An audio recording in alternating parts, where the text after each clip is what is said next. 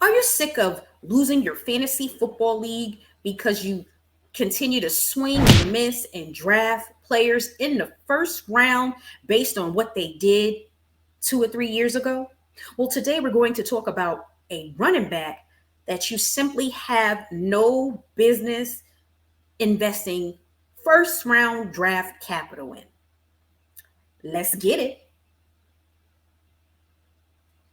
Welcome to the Blown Coverage Fantasy Football Podcast with Waiver Wire Queen.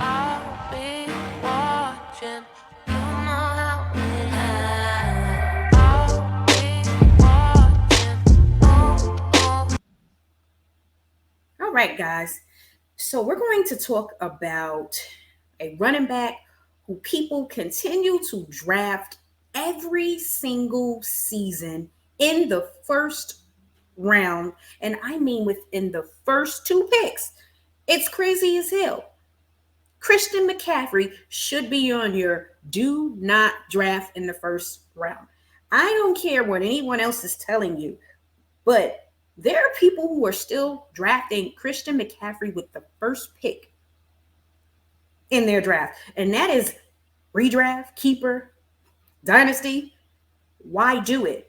What has Christian McCaffrey done for you the last 2 seasons? Helped you lose your league. If you are willing to invest a first round pick, and I mean 101, 102, 103, on a player that hasn't been able to stay healthy over the last 2 seasons, you're crazy as hell. Let's talk about why you should not draft Christian McCaffrey. Well, first of all, we know that Christian McCaffrey is super talented, but we do know that Christian McCaffrey is unable to stay healthy. Why would you invest in a player that is unable to stay healthy, especially in the first round? You know that first round is very important. That is going to set the tone of your team. That is your money guy. That is the player who you are relying on to carry your team when everyone else is stinking it up. So if you draft a player who is continuously hurt and not available, because we all know that health is wealth, availability is the most important thing as hell in fantasy. If you're on the field, you got a chance. If you're never on the field, you might as well hand over your fees to everyone else and say, see you next year, because you won't win. And taking a chance and drafting McCaffrey that early, you pretty much are setting yourself up to lose. And I don't know about you guys, but if you're in a fantasy football league and it's a money league, the goal is to obviously win the money. Yeah, there are some leagues that are free and you're playing for bragging rights. And even if you win the money, it's still about bragging and who is the best. But at the end of the day, the goal is to not continuously give your money up at the beginning of your draft, because drafting him early like that, you will be giving up your chance of winning money. And that's what it simply is about. So let's talk about what Christian McCaffrey has done with the Carolina Panthers.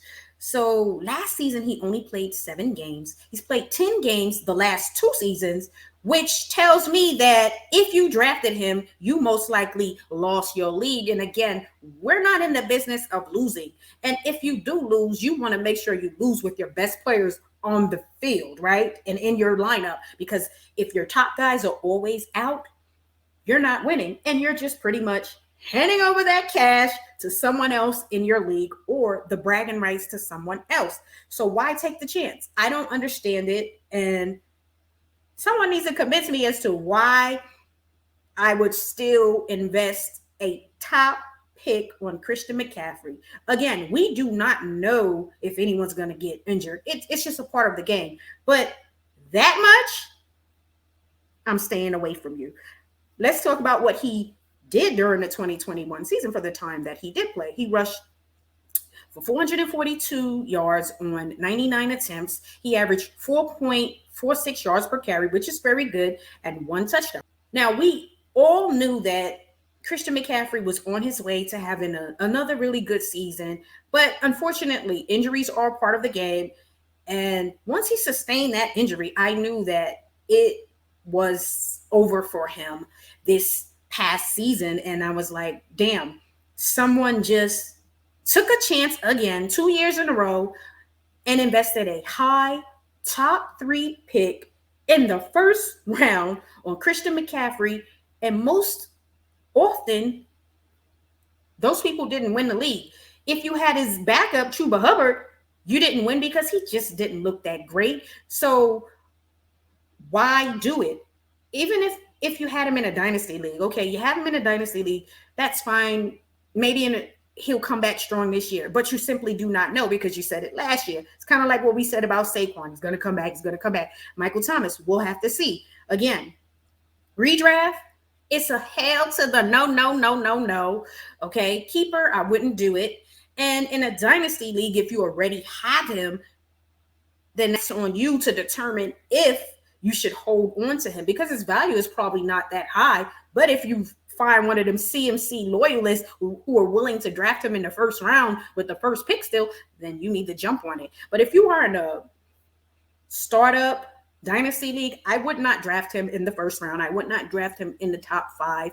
I simply would not do it because you are setting yourself up for failure.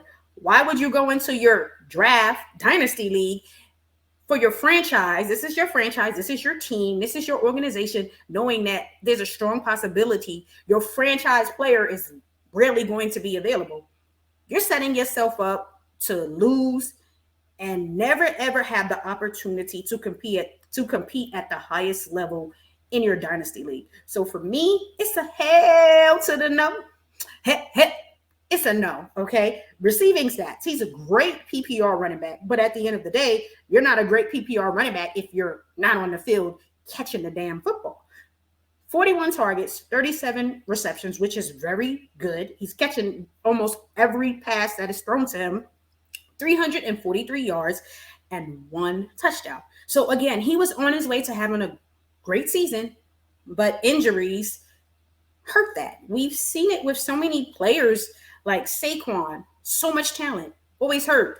You know, the last 2 seasons with Michael Thomas, very talented, hurt the last 2 years. We've seen it in other sports. Brandon Roy, very, very good. Knees just unable to sustain at the NBA level and career cut short. Not saying that CMC's career is going to be cut short, and we would love for him to come back. I would love to be wrong about him, but I'm not willing to take that chance to see if I am wrong about him, and you shouldn't be either. But if you are bold and are willing to take that chance, more power to you. But everyone in your league is going to be hoping that you do so because that's just another great player left on the board. So if you're on the board, right, you have the number 1 pick and you're going to decide between Jonathan Taylor and CMC. Are you seriously taking CMC right now over Jonathan Taylor? If you are, the person picking at number 2 has got their fingers crossed and they are hoping that you do because they're going to kindly, as soon as you pick, snatch Jonathan Taylor up. So if I'm on the board, number 1, and these are my 2 players I'm choosing, it's going to be Jonathan Taylor all day. I don't care what CMC has done for me in previous seasons.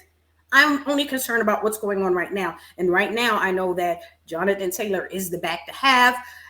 I am confident that he's going to be successful. Obviously, we don't know if anyone's going to get hurt, but based on what he did last year and what CMC did last year, I'm going to go with Jonathan Taylor. And again, we know you cannot predict injuries, but I can predict one thing, that there is a high probability that CMC is going to miss time.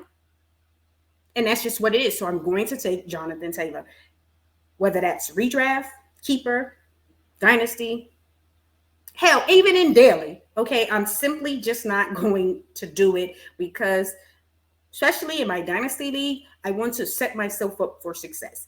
Because when you have your startup league and you have that draft, your first draft, and you draft CMC and say he's injured the next 2 seasons, you most likely haven't won anything. And then what are you going to do? Are you going to keep him? Are you going to trade him? Your value will go down. His value will decrease drastically. But again, you may find someone who is always willing to take a chance on CMC. I've been a part of leagues where there is a manager every year that is willing to take a chance on CMC. And you know what? He takes his chance and takes an L every year, well, over the last 2 years, because again, he is unable to stay healthy. Okay? Don't do it. You got to stop drafting based on what someone did 2 or 3 years ago. If I was great 2 or 3 years ago, but the last 2 years I haven't been great, are you seriously going to take a chance on me? Well, in 2019, she was a great player. Well, she hasn't played any sport since 2019. You are not going to choose me based on what I did in 2019. You're going to be like, well, 2020, 2021, I haven't seen anything from her. She hasn't done anything. So you're not going to take that chance on me. And that should be the same mindset you have with Christian McCaffrey. And then that goes for anything you do. You know, you just can't do it. Don't mess up your chance at winning your league during the first round of your draft by drafting McCaffrey. Let someone else draft him. Now, later on in the draft, he may have some good value. Like if he was still available in the second, maybe the third round, yeah, I will take a chance then. But in the first round, 2022, it's a hell to the no. And you have to make sure that you don't have those moments where you're thinking about 2 years ago. Think about right now and what's going on and what's going to be best for your team going forward. And we may be wrong. I would love to be wrong, but he's going to have to prove me wrong. A player like CMC or even Saquon, you're going to have to prove me wrong, and then maybe I'll consider drafting you.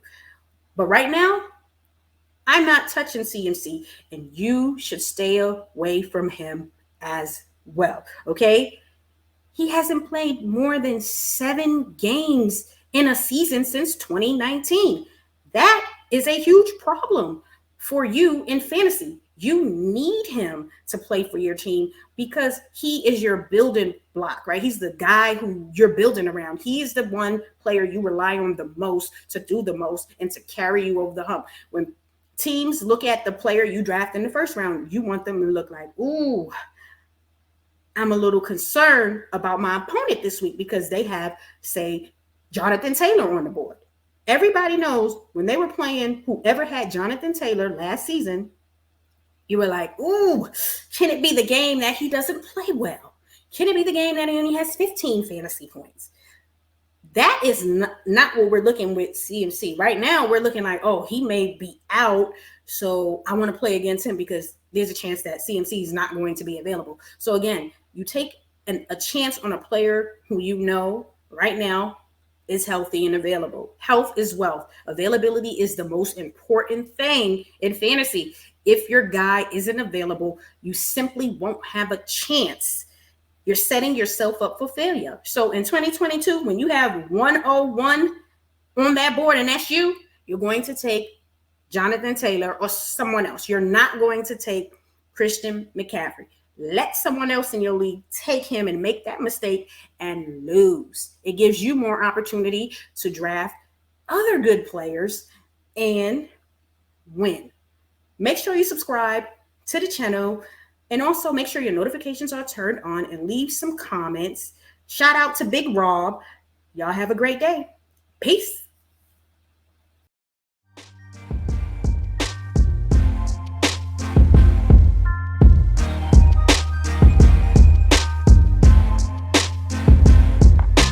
Thanks for listening to the Blown Coverage Fantasy Football Podcast. Be sure to subscribe to our YouTube channel at Blown Coverage Fantasy Football Podcast.